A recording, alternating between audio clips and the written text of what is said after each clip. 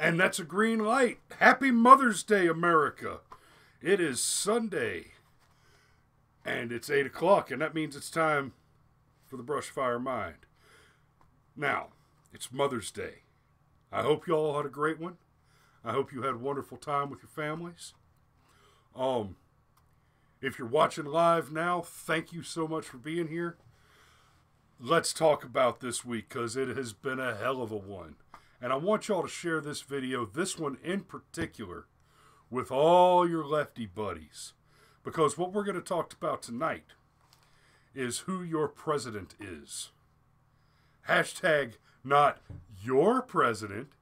Ha ha ha ha ha ha ha. Let's do this.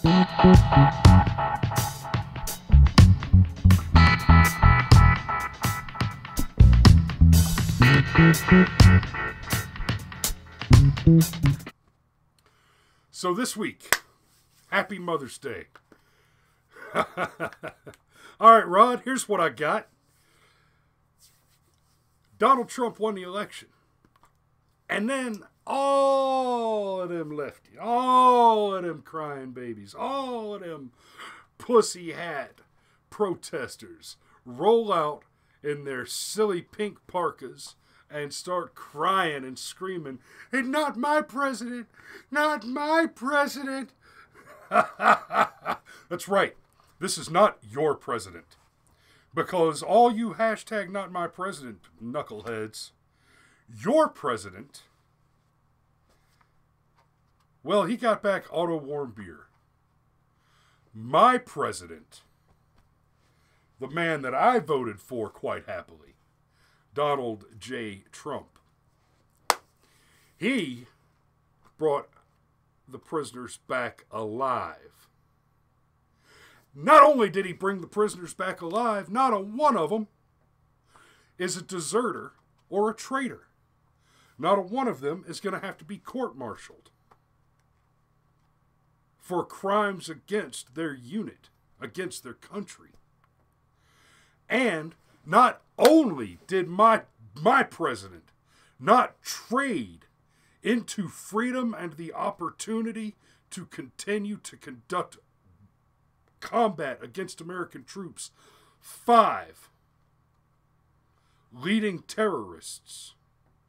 Not only did my president not trade away 5 bad guys to save 1 traitor, when my president saved 3 prisoners from the enemy,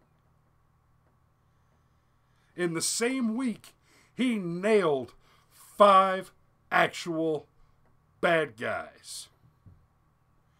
5 of the most wanted members of ISIS were captured in the same week that Donald Trump met 3 North Korean prisoners on the tarmac.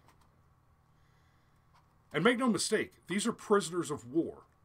Because no matter what peace talks are going on right now, all that stuff, and it's great, which is something else, I might add, that your president did not manage. He preferred to write him a check. He and his predecessors prefer to just give money to the Kims and shut them up.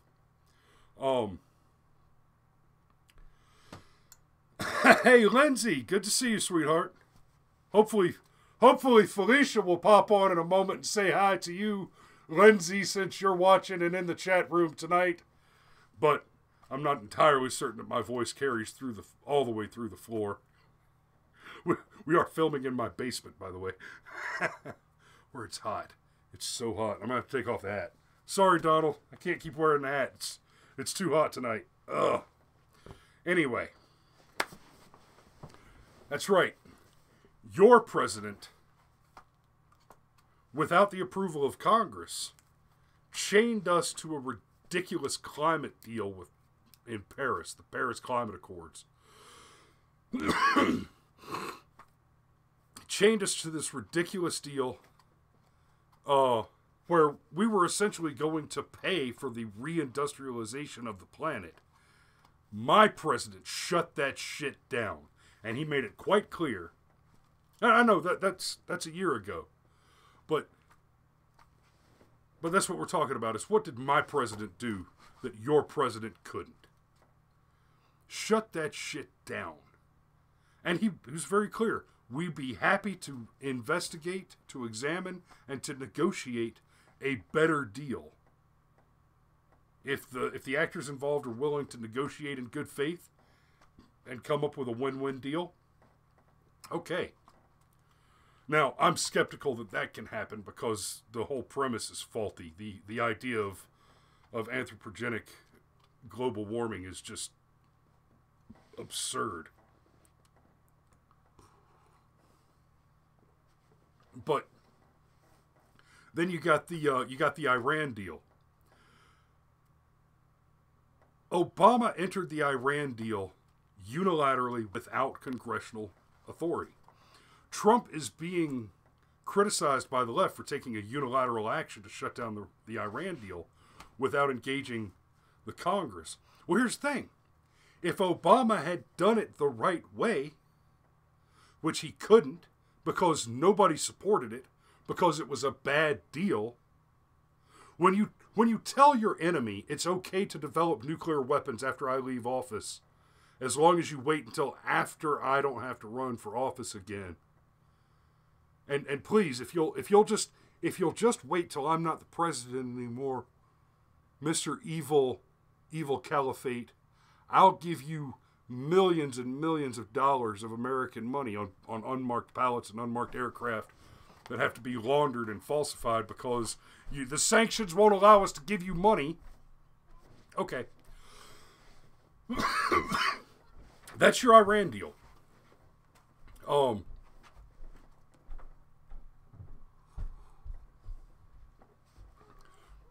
I'm going to extrapolate from what I believe you intended to say and congratulate you, Lindsay, on managing without grammatical, attention to express the sentiment that you're happy to not be in Atlanta in the 92-degree weather right now.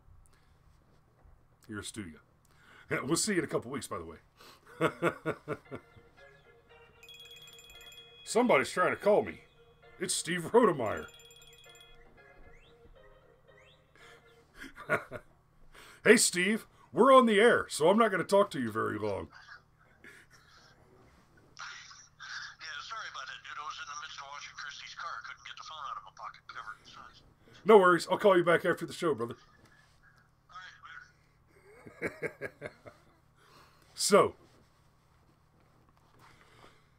well, Julie, come on back. I'm sure there's plenty of room in Georgia for you. So, the Donald is just a kicking ass and a taking names. Now, because what I find especially interesting about all this are the numbers. Obama got him a traitor for 5 terrorists. Is it just a coincidence that in the same week the Donald returned 3 not traitors home? We went ahead and nailed 5 enemy combatants. Boom, boom, boom. There's the numbers. Hillary made a big deal about the 3 o'clock phone call. Who do you want to answer the phone at 3 o'clock in the morning? Well, we saw what happened when it was Hillary's turn to answer the phone at 3 o'clock as Secretary of State. And we got Benghazi. Oh, dead Americans. But the Donald, his 3 o'clock appearance was meeting the recently released prisoners coming from North Korea. Everything else going on, and the Kim Jong-un has actually stated already, just this past week, just one more big pile of winning. Just this past week, Kim Jong-un has stated that he plans to have dismantled the North Korean nuclear weapons program before the meeting in June. Oh. Yes. The Kim plans to dismantle that meeting, the weapons, before the meeting in June.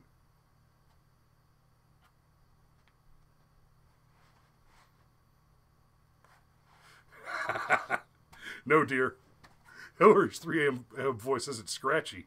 It's inebriated. Because she's an alcoholic. Anyway, so, nailed it. 3 a.m., the Donald's on the tarmac. And how does CNN report it? How does MSNBC report it? How do the mainstreamers in general report it? Oh, look at this gross play for attention. What an obviously staged photo op. Oh, yeah, because Obama didn't have Bergdahl's daddy in the Rose Garden. Obama didn't bring Clockboy to the Rose Garden. No. Your president would never do something just for the camera. Of course it's a photo op. The president achieved something extraordinary. See, the difference here is with the Donald's photo ops, his photo ops are, I saved lives, not, I got a brain-damaged prisoner back from North Korea only to die a few days later because I'm too incompetent to negotiate his release. The Donald's photo ops are, oh look, we're sending aid into hurricane-ravaged areas. Oh, but Puerto Rico's still missing power. Yeah, well, Puerto Rico elected a bunch of Democrats. Democrats who spent their money on T-shirts protesting the amount of money that wasn't being spent on stuff in Puerto Rico that's not fucking T-shirts. If you're hungry, buy food. Not T-shirts.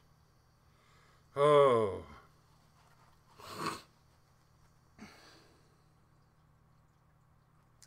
So that has been this week. Just this week. Oh, yeah. And unemployment's below 4%. I know, we talked about that last week. That number came out last week, and we talked about that a bit, but... We're having a lively chat session this evening. The ladies are just a fire. Awesome. You're in good company there, Rod.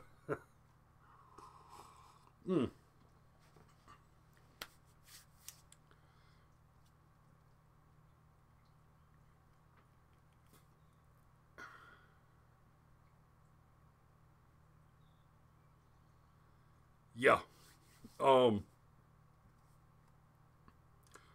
Sorry, I'm reading through some of the comments. Trying to keep up.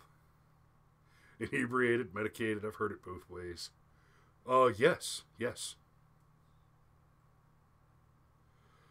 Grow food, not lawns. Well, Julie, that's a great idea. I'm actually entirely with you on that one. But I just don't have the lawn for it. I need a lot of work to put some food in my yard. So, and I'm afraid it's going to end up being a short show tonight, guys. Trump did a bunch of amazing stuff. I wanted to touch base on that. I'm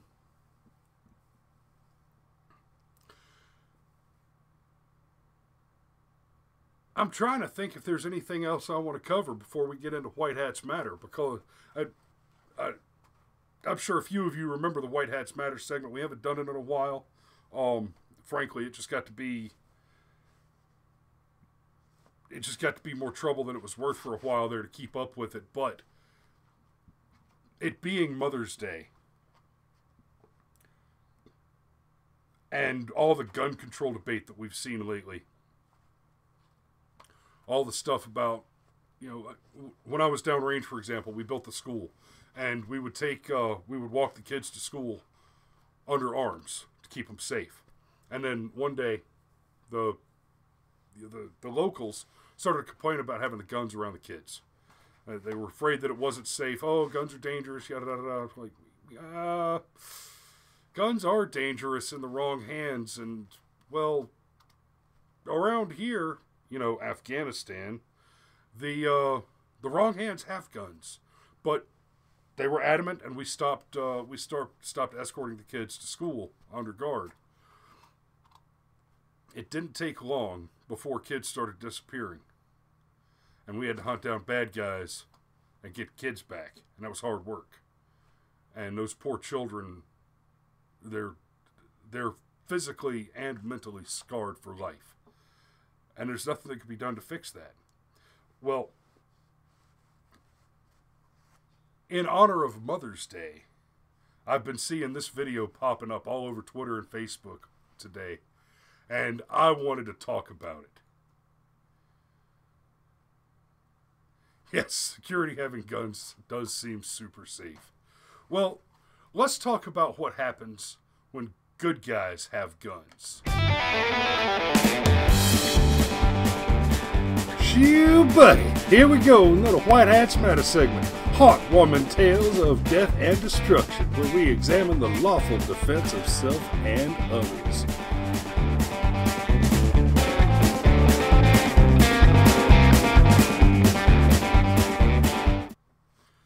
So I've seen this clip running around on Facebook and Twitter all day, and I definitely want to talk about this one because it just warms my cockles.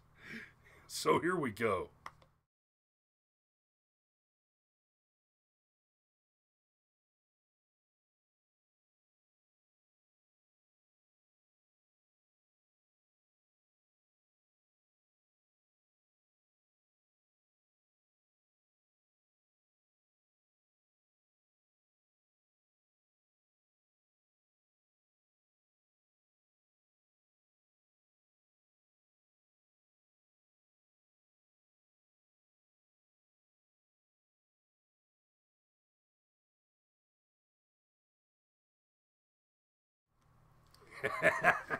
See, she didn't play around. This dude just ran up on a group of kids and moms. You saw, and everybody did exactly the right thing. They, as soon as Mama drew down and put old boy on the dirt, everybody took off, got out of the way. That red car couldn't get out of there fast enough. But you see, she didn't just plug him in the chest twice. No. She didn't just plug him in the chest twice, which is correct. Bam, bam, done. As soon as he was down on the ground, she kept her weapon trained on him. She created distance. There was no audio, babe. There was no audio on the original clip. It's just the security video feed. Sorry about that. Yes, it would have been awesome if we had heard some kids playing sounds and gun noises and all that stuff to really pop it up, but it's just the security feed. Anyway, after she plugged him, he hits the ground. She keeps him covered. She keeps him covered with her weapon while she moves in and kicks his weapon away, grabs his weapon and puts it in her own pocket. She takes his weapon, secures it away from him, and then she kicked him over on his belly and stood on his back, keeping the weapon pointed at him. So, I'm going to talk about this for just a few more minutes, and then I'm actually going to call it a night.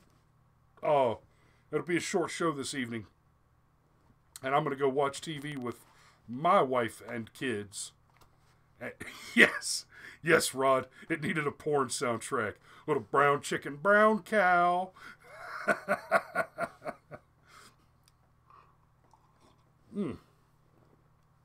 Well, okay, so good comments.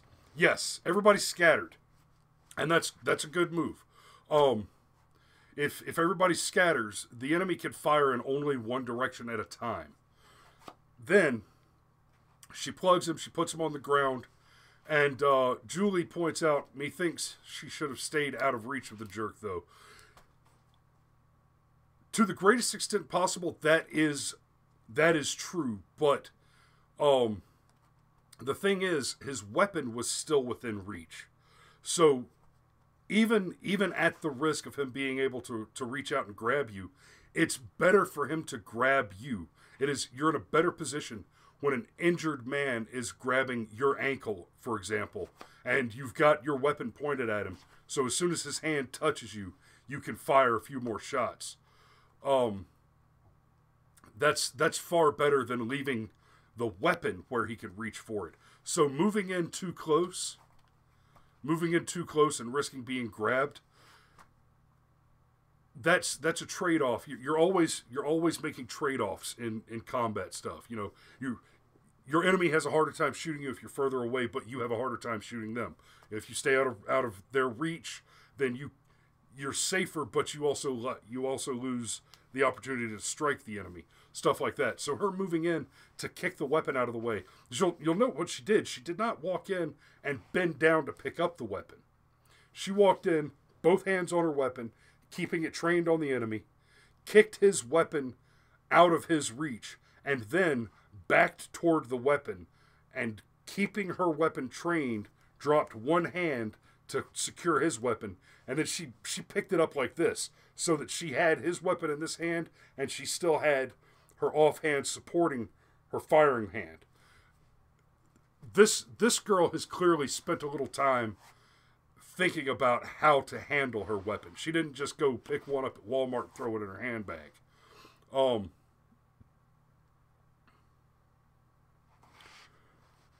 no. Stepping on his back, I see what you're getting at, Julie, but again, it's part of that trade. When she came in and stepped on his back, she rolled him over on his chest and put her foot on his back to keep him there. There's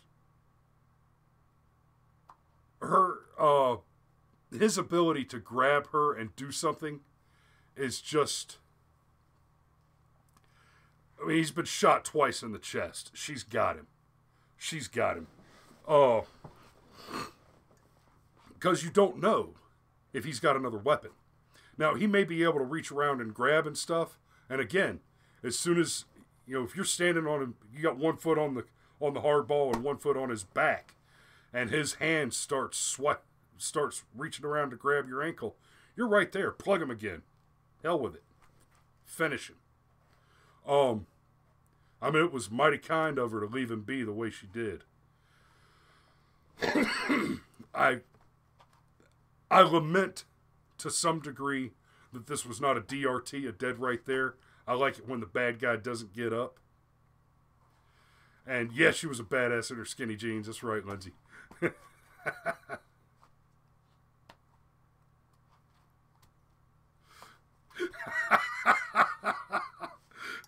My wife says, "You said you shot him twice and he went down. Why are there 4 holes?" Well, I also told him to stop moving.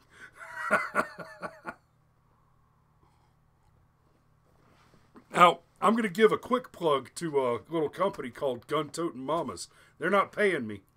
They're not paying me for this one. Maybe I get them as sponsors someday. But for all my gun-toting mamas out there, go check out, just Google gun-toting mamas. They make purses. They used to be a straight-up luggage company. I did an interview with them at the NRA conference last year. And the woman that owns the company is this tiny little thing. And she was very clear, look, I carry a gun everywhere I go because I weigh 100 pounds and I mean, she's like 5'2", right?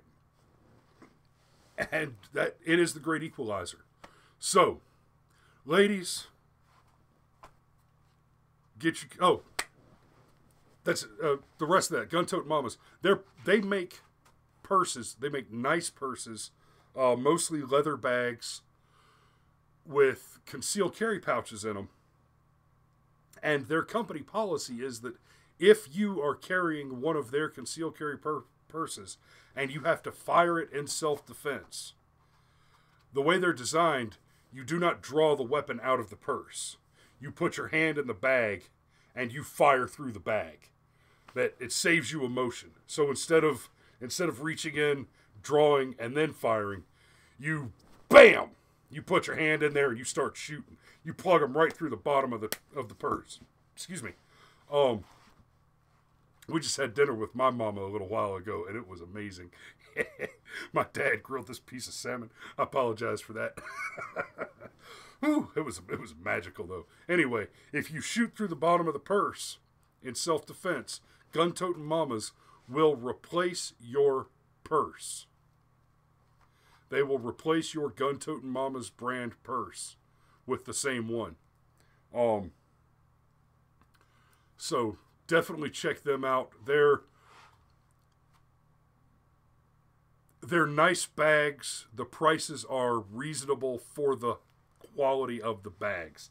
So you're not paying high designer prices, but you're not paying Walmart prices either. Couple $200-$300 get you there. Worth it.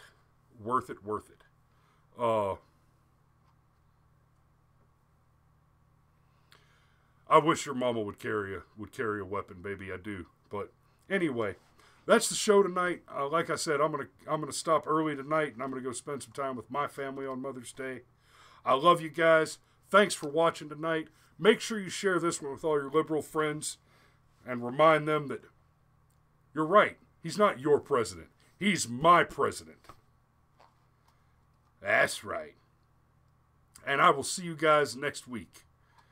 Until then, remember, if you build a man a fire, you'll keep him warm for the evening. But if you set a man on fire, he'll be warm for the rest of his life. Good night.